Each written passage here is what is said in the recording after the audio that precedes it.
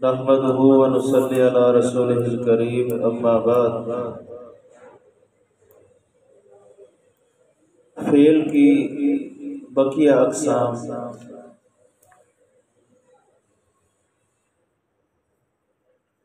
Number 1 نسبت کے اعتبار سے، نمبر 2 نفی اور اثبات کے اعتبار سے، نمبر 3 گردان ہونے یا نہ ہونے کے اعتبار سے، نمبر 4 فاعل کے اعتبار سے۔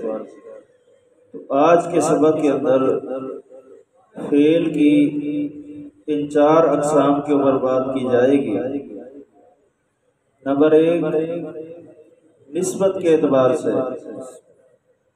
نسبت کے اعتبار سے فعل کی 2 قسمیں بنتی ہیں، فعل معروف، نمبر 2 فعل مجہول۔ فعل معروف کو فعل معلوم بھی کہتے ہیں اور فعل مجہول کو فعل نامعلوم بھی کہتے ہیں۔ فعل معروف کسے کہتے ہیں؟ وہ فعل جس کی نسبت اپنے فاعل کی طرف ہو، اسے کہتے ہیں فعل معروف۔ یا دوسری تعریف اس کی یہ بھی کی جاتی ہے، وہ فعل جس کا فاعل مذکور ہو، اسے کہتے ہیں فعل معروف۔ یعنی کہ جس فعل کا فاعل عبارت کے اندر موجود ہے، اسے کہا جاتا ہے فعل معروف۔ جیسے خلق اللہ، اللہ نے پیدا کیا، یہاں پر تخلیق کی نسبت اللہ کی طرف ہے۔ پہلی تعریف کے مطابق یہ فعل معروف بنتا ہے کیونکہ تخلیق کی نسبت اللہ کی طرف ہے، اور دوسری تعریف کے مطابق وہ فعل جو آسان لفظوں میں تعریف سمجھی جا سکتی ہے، جس کا فاعل مذکور ہو، تو خالق کا فعل ہے اور لفظ اللہ اس کا فعل موجود ہے، تو جس فعل کا فعل موجود ہو اسے ہم کیا کہتے ہیں؟ فعل معروف۔ تو جو فعل معروف ہے اسے بعض جو ہے نا عربی حاشیے کے اندر مبنی للفاعل بھی لکھ دیتے ہیں۔ کیا لکھتے ہیں؟ عربی کتابوں کے حاشیے کے اندر لکھا ہوتا ہے مبنی للفاعل، کسی فعل کے نیچے۔ تو مبنی للفاعل سے مراد فعل معروف ہوتا ہے۔ کیا معروف ہوتا ہے؟ فعل معلوم، معروف مراد ہوتا ہے۔ یہ بھی آپ نے یاد رکھنا ہے۔ اور نسبت کے اعتبار سے فعل کی جو دوسری قسم ہے وہ ہے فعل معروف۔ فعل معروف جو ہے وہ فعل جس کی نسبت نائب الفاعل کی طرف ہو۔ کس کی طرف ہو؟ نائب الفاعل کی طرف۔ جیسے خلق الانسان ضعیفا، یہاں پر خلق فعل مجہول ہے، الانسان اس کی طرف جو ہے نا خلق کی نسبت کی گئی ہے، اس کو کہیں گے نائب فاعل۔ تو دوسرے الفاظ کے اندر اس کو جو ہے نا فعل مفعول کہا جاتا ہے۔ کیا کہا جاتا ہے؟ مفعول۔ نائب فاعل سے مراد کیا ہوتا ہے؟ حقیقت میں مفعول ہوتا ہے، جسے فعل مجہول کی وجہ سے فاعل کی جگہ پہ رکھ دیا جاتا ہے، اسے ہم کیا کہتے ہیں؟ نائب فاعل کہتے ہیں، یعنی کہ فاعل کی نیابت کرنے والا۔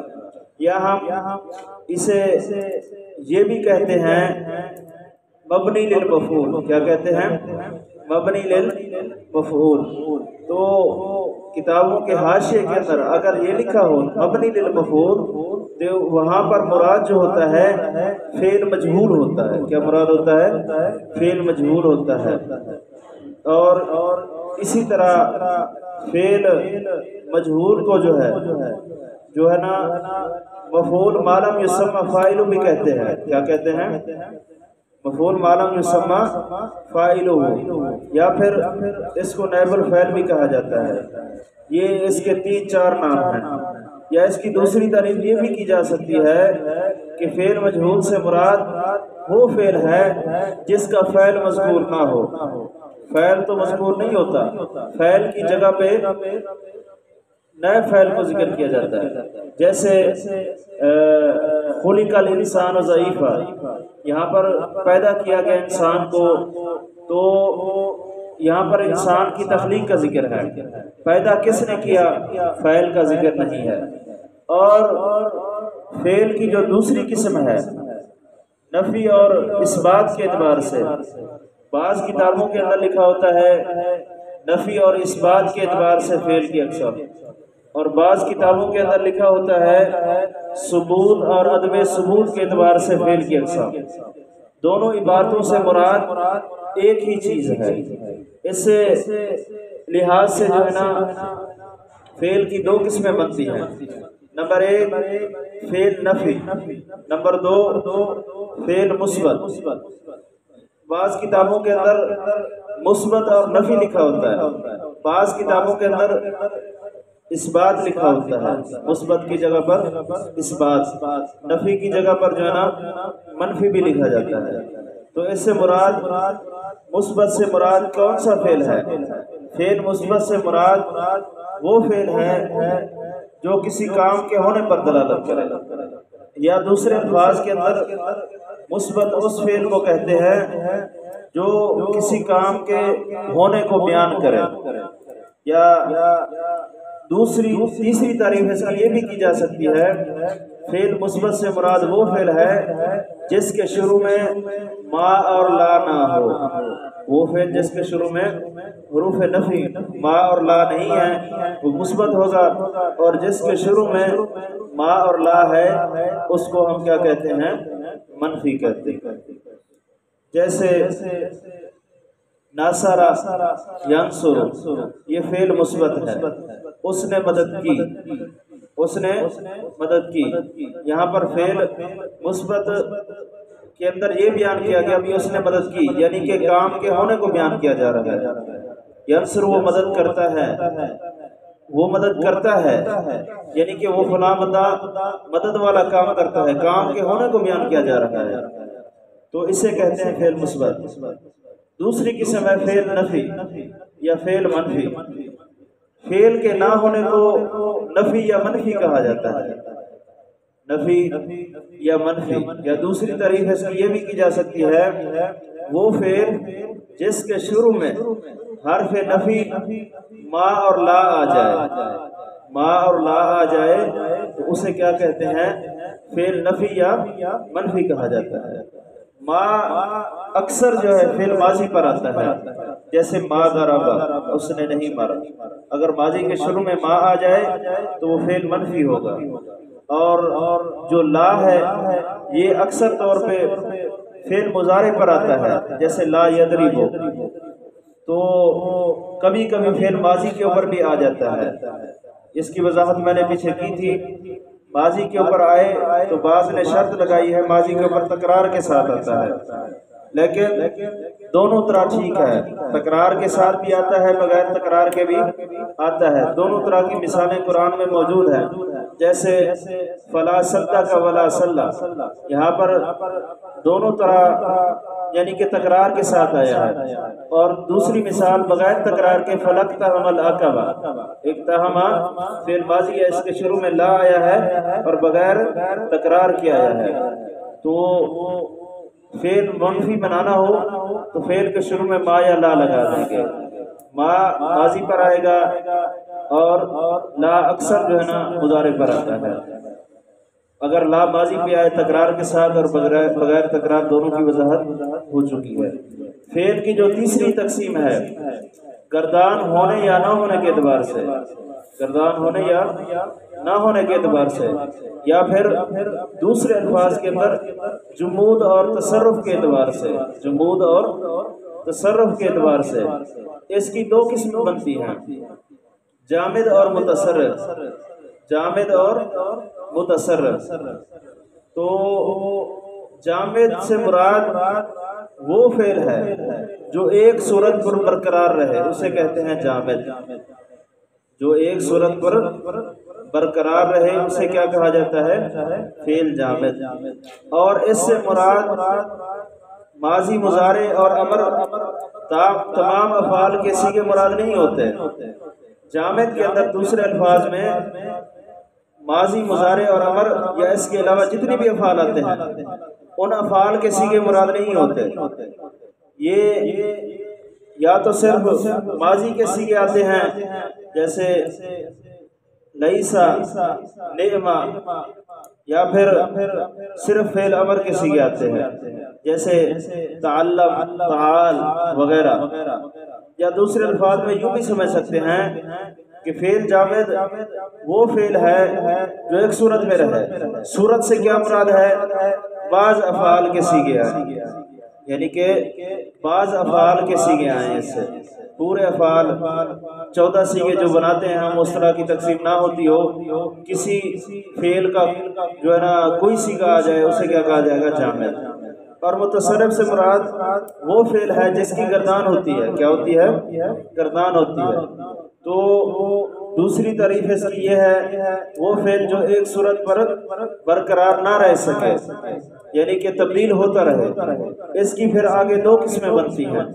ایک ہوتی ہے تام التصرف یا تام التصریف بھی کہتے ہیں اس کو، یعنی کہ اس تام التصرف سے مراد وہ فعل جس کی پوری گردان آتی ہے۔ کیا آتی ہے؟ پوری گردانیں آتی ہیں۔ اور دوسری قسم ہے ناقص التصرف۔ ناقص کا معنی ہوتا ہے کمی، تو وہ فعل جس کی پوری گردان نہیں آتی اسے کہتے ہیں ناقص التصرف یا ناقص التصریف۔ تام التصرف وہ افعال جن سے ماضی، مضارع اور امر تینوں کے صیغے آتے ہیں اسے کیا کہا جاتا ہے؟ تام التصرف، یا جس کی پوری گردان آتی ہے جیسے نصرہ، ینصر، انصر، ناصر، منصور، یعنی کہ اس سے مکمل گردانیں آتی ہیں اسے کہتے ہیں تام التصرف۔ اور ناقص التصرف وہ فعل ہے جس سے صرف ماضی اور مضارع کے صیغے آتے ہیں، صرف ماضی اور مضارع کے صیغے آتے ہیں جیسے کاد یکادو اور ما زال لا یزال۔ یہ ہم ان کو کہیں گے ناقص التصرف۔ یہ جو ہے نا فعل کی تقسیم 3 اعتبار سے ہو چکی ہے، اور فعل کی جو چوتھی تقسیم ہے فاعل کے اعتبار سے۔ فاعل کے اعتبار سے فعل کے 18 صیغے بنتے ہیں۔ کتنی صیغے بنتے ہیں؟ 18۔ 3 مذکر غائب کے، 3 مؤنث غائب کے، 3 مذکر حاضر کے، 3 مؤنث حاضر کے، اور 3 جو ہے نا متکلم کے، واحد کے، اور 3 کیا بن جائے گا؟ جمع متکلم، جمع متکلم کے۔ تو اب ان 18 صیغوں سے جو ہے نا ہم 14 استعمال کرتے ہیں۔ وہ کیسے؟ ان کے اندر جو واحد، تثنیہ اور جمع ہے، واحد، تثنیہ اور جمع، ان کی علامات لگائیں گے ماضی کے صیغہ واحد مذکر غائب کے آخر میں۔ تثنیہ کی علامت لگا دیں، جمع کی علامت لگائیں، پھر تثنیہ جو ہے نا حاضر کی علامت لگائیں، یا غائب کی علامت لگائیں، یا متکلم کی۔ اصل کے اندر صیغہ جو ماضی کا واحد مذکر غائب ہے اسی سے ہی باقی صیغے بنتے ہیں۔ علامات تثنیہ یا جمع، علامات غائب یا حاضر یا متکلم لگا دیں تو پھر یہ 14 صیغے بن جاتے ہیں۔ 14 کیسے بنتے ہیں؟ ہونے تو 18 چاہیے تھے، تو 14 صیغے اس طرح بنتے ہیں۔ کلام عرب کے اندر واحد متکلم کے اندر انہوں نے 2 صیغے جمع کر دیے ہیں ایک لفظ کے اندر، جیسے ضربتو، میں نے مارا۔ اب میں نے مارا، اس سے مراد واحد مذکر بھی ہو سکتا ہے متکلم، واحد مؤنث متکلم بھی ہو سکتا ہے، یعنی کہ جو لفظ ضربتو ہے اس سے 2 صیغے مراد ہوتے ہیں واحد متکلم کے، مذکر یا مؤنث۔ اور جو صیغہ ہے ضربنا، اس کے اندر 4 صیغے مراد ہوتے ہیں۔ جمع متکلم بھی کہتے ہیں اس کو، یا متکلم مع غیر بھی کہا جاتا ہے اسے۔ وہ کیسے؟ 2 تثنیہ متکلم کے، مذکر کے، اور 2 تثنیہ مؤنث متکلم کے، اور یہ جو ہے نا تثنیہ مذکر اور مؤنث دو ہو گئے، اور اسی طرح جمع مذکر متکلم کا اور جمع مؤنث متکلم کا، یہ چار صیغے بن جاتے ہیں، دو تثنیہ کے یعنی کہ مذکر متکلم اور تثنیہ مؤنث متکلم، اور دو جمع کے، جمع مذکر متکلم اور جمع مؤنث متکلم۔ یہ چار صیغے جو ہیں یہ چار کے چار ایک ہی لفظ کے اندر موجود ہوتے ہیں ضربنا کے اندر، یعنی کہ اگر ضربنا صیغہ بتانا ہو تو ہم کہیں گے جمع متکلم یا جمع متکلم جو ہے نا مال غیر ہے، اس سے مراد تثنیہ مذکر متکلم، تثنیہ مؤنث متکلم، جمع مذکر متکلم اور جمع مؤنث متکلم، چار صیغے مراد ہوتے ہیں۔ جب چار صیغے ایک لفظ کے اندر ضم کر دیے تو پھر جو ہے نا دو ادھر ہو گئے، تو اس اعتبار سے جو ہے نا اس کے کتنی صیغے بن جاتے ہیں؟ 14 صیغے بن جاتے ہیں۔ اب یہ 14 صیغے کیوں بناتے ہیں یا 18 کیوں بناتے ہیں؟ اس کی بھی ایک دوسرے انداز سے جو ہے نا سمجھنا چاہیے۔ کل باتیں ہوتی ہیں تین: غائب، مخاطب اور متکلم۔ انسان کی تین حالتیں ہیں، کتنی حالتیں ہیں؟ تین۔ یا تو انسان گفتگو کر رہا ہوتا ہے، اسے کہتے ہیں متکلم، یا پھر انسان مخاطب ہوتا ہے کسی کو، اسے کہا جاتا ہے مخاطب، جس سے بات کر رہے ہیں، یا پھر انسان غائب ہوتا ہے۔ پھر ان میں سے ہر ایک کی دو قسمیں بنتی ہیں۔ جو متکلم ہے، گفتگو کرنے والا، یا تو وہ مذکر ہوگا یا مؤنث ہوگا۔ پھر یا تو گفتگو کے اندر بات کرنے والا ایک ہوگا یا دو ہوں گے۔ اگر ایک ہے تو واحد متکلم، مذکر ہے تو مذکر، مؤنث ہے تو مؤنث۔ اگر دو ہیں تو پھر تثنیہ بن جائے گا متکلم کا، اگر دو سے زائد ہیں تو پھر جمع بن جائے گا۔ دوسری حالت، اگر بندہ کسی سے مخاطب ہے تو مخاطب کی بھی دو صورتیں ہیں، جن سے ہم بات کر رہے ہیں وہ مذکر ہیں یا مؤنث۔ ایک ہے تو واحد مذکر مخاطب، دو ہیں تو تثنیہ مذکر مخاطب، دو سے زائد ہیں تو جمع مذکر مخاطب۔ اگر جس سے بات کر رہے ہیں ہم وہ عورت ہے، ایک ہے تو واحد مؤنث مخاطب، دو ہیں تو تثنیہ، دو سے زائد ہے تو جمع مؤنث مخاطب بن جائے گا۔ اگر بندہ ہے ہی نہیں، غائب ہے، تو پھر اس کی دو صورتیں ہیں، جو غائب ہے مذکر ہے یا پھر مؤنث ہے۔ اگر مذکر ہے تو ایک غائب ہے تو واحد مذکر غائب، دو غائب ہیں تو تثنیہ مذکر غائب، سب غائب ہیں یا دو سے زائد غائب ہیں تو جمع مذکر غائب۔ پھر اگر دوسری صورت کو لیتے ہیں، ایک عورت غائب ہے تو واحد مؤنث غائب، دو ہیں تو تثنیہ مؤنث غائب، دو سے زائد ہیں تو جمع مؤنث غائب۔ اس اعتبار سے بھی جو ہے نا فعل کی تقسیم فعل کے اعتبار سے اور صیغوں کے اعتبار سے اس کو یوں بھی بیان کیا جا سکتا ہے۔ کل تین حالتیں ہیں: متکلم، مخاطب اور غائب۔ پھر ان میں سے ہر ایک کی دو قسمیں۔ اگر مذکر ہیں تو پھر تین صیغے مذکر کے، مؤنث ہے تو تین مؤنث کے، غائب ہیں تو پھر غائب کے، حاضر ہیں تو حاضر کے، اگر متکلم ہے تو پھر متکلم کے۔ لیکن متکلم کے اندر جو واحد متکلم کا صیغہ ہوتا ہے، جیسے ضربت، اس سے مراد مذکر بھی ہوتا ہے، مؤنث متکلم بھی ہوتا ہے، اور ضربنا کے اندر تثنیہ مذکر متکلم، تثنیہ مؤنث متکلم، جمع مذکر متکلم، جمع مؤنث متکلم، سارے کے سارے ہوتے ہیں۔